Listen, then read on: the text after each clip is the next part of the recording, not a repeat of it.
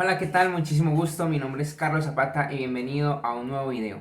En el día de hoy vamos a hablar de un tema muy interesante y es que si de pronto tú tienes algún instrumento financiero en el que estás invirtiendo y estás pensando cómo es que a mí me van a cobrar impuestos sobre este instrumento financiero sobre el que estoy invirtiendo, cuando yo llegue hasta cierto punto de utilidad, cuánto o cómo es que van a definir esos impuestos que voy a tener que pagar. Eso lo vamos a hablar aquí en este video. Vamos a hablar de los impuestos que aquí en Colombia se definen para esos instrumentos financieros. En sí es para la declaración de renta.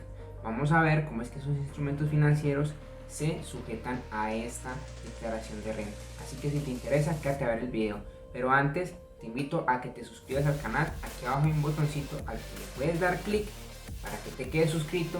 Activa la campanita para que no te pierdas ningún otro video. De verdad que me ayudas muchísimo porque no te cuesta nada a ti y a mí me anima a traer más videos porque el canal va subiendo y vamos siendo cada vez más personas. Ahorita sí, vamos a comenzar. Ahora sí viene lo chido. Aquí en Colombia se declara el impuesto de renta sobre 4 tipos de instrumentos: los instrumentos financieros de renta variable, los instrumentos financieros de renta fija, los instrumentos financieros derivados y otros instrumentos o pasivos financieros. Vamos a hablar primero de los instrumentos financieros de renta variable.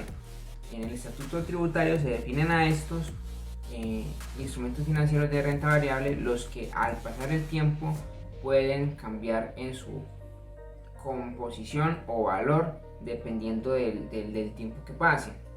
Dentro de estos instrumentos financieros podemos tener, por ejemplo, las acciones. Estos instrumentos tienden a cambiar esos rendimientos, porque hoy puede valer la acción, por ejemplo, 10.000 pesos y mañana puede valer 50.000. ¿Cuándo vamos nosotros a declarar impuestos sobre estas acciones? Por ejemplo, vamos a declarar impuestos sobre estas acciones cuando nosotros vendamos o cedamos el instrumento financiero. Hasta antes no. Por ejemplo, tú tienes unas utilidades de ese instrumento financiero por ejemplo, del 10%, ¿cierto? Que por ejemplo valía cierta cantidad, tú la compraste más barata y ya está a un precio más caro, pero tú todavía no has vendido ese instrumento financiero.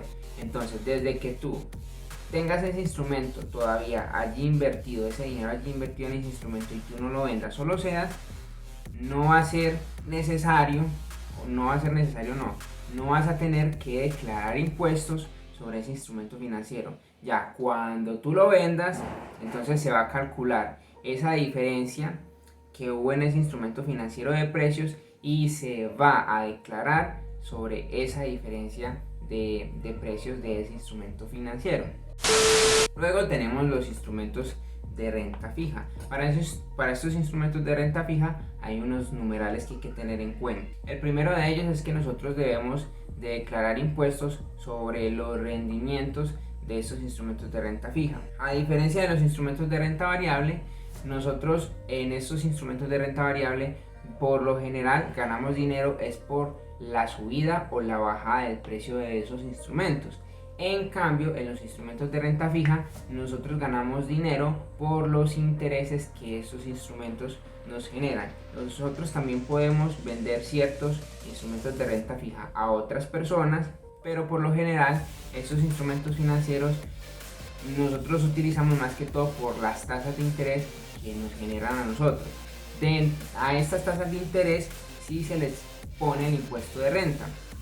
¿Y cómo se le calcula esta tasa de interés? Pues se tiene en cuenta la tasa efectiva, ya sea anual, mensual, etcétera, del periodo. Se tiene en cuenta el periodo que tiene la repartición de esos intereses y se tiene en cuenta el pago de los intereses. Por ejemplo, si tú tienes un instrumento de renta fija que se le pagan los intereses anualmente, entonces, por ejemplo, te pagaron los intereses ahorita en enero de 2021, tendrías que declarar renta sobre esos intereses que te paguen en el 2022.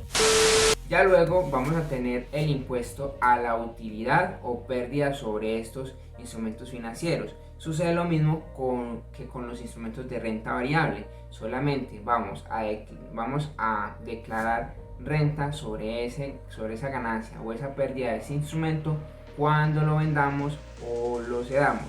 Nada más, desde que lo tengamos nosotros, solamente vamos a pagar impuestos por los rendimientos que nos generen. Aquí en Colombia tenemos tres tipos de instrumentos de renta fija, de los que aparecen en el estatuto tributario definidos. Tenemos los bonos, tenemos los CDTs y tenemos los TES. Los TES son bonos del Estado, son bonos de deuda pública, son los bonos que emite el gobierno para financiar sus operaciones de gobierno. Nosotros podemos comprar estos bonos en las bolsas de valores. Y los CDT los ofrecen en los bancos, y los bonos normales, estos más que todo los utilizan las empresas grandes, los podemos también conseguir en la bolsa de valores. Luego tenemos los instrumentos financieros derivados. Esos instrumentos financieros funcionan de una manera muy particular. Nosotros con esos instrumentos podemos tener la opción de ganar dinero por la subida o bajada del precio de un activo subyacente. Por ejemplo, tú tienes un instrumento derivado del oro, entonces tú no necesitas comprar el oro para ganar dinero con esa subida o bajada del precio del oro, sino que tú compras este instrumento financiero derivado, que es un contrato que te dice a ti que tú tienes el derecho de ganar esa subida o esa bajada de ese precio sin necesidad de tener activo subyacente. Estos son esos instrumentos financieros derivados.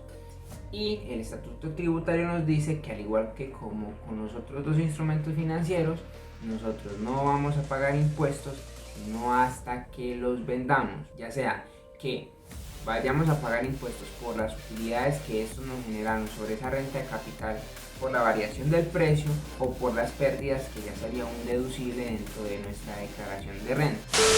Y por último tenemos los impuestos a otros instrumentos financieros.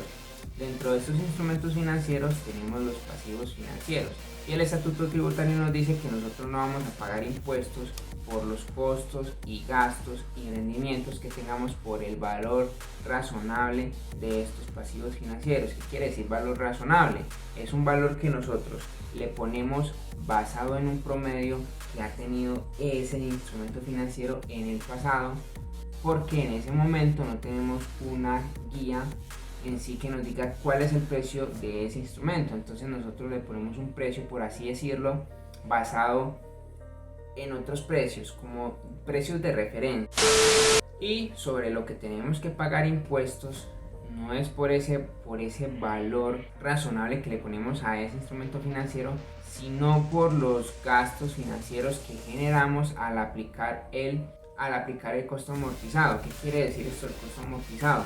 Que nosotros cogimos ese instrumento, ese pasivo financiero, y lo dividimos en varios meses para poder irlo pagando. Entonces nosotros vamos a pagar impuestos, o bueno, no a pagar impuestos, sino a declarar renta sobre ese costo amortizado del periodo. Y cuando decimos declarar renta, no quiere decir que nosotros vayamos a pagar sobre eso que nosotros tenemos, sino que cuando decimos declarar renta, podemos ver que eso que nosotros estamos declarando también puede ser deducible, porque cuando uno declara renta, uno mete ahí lo que ganó y lo que perdió y lo que invirtió y todas estas cosas, porque la declaración de renta es entregarle al gobierno un porcentaje de las utilidades que tuvo nuestra empresa o lo que nosotros hacemos de servicios personales, etcétera. Es darle un porcentaje al gobierno de esas utilidades, más no del total de los ingresos que nosotros tenemos. Por eso están esas cosas que son deducibles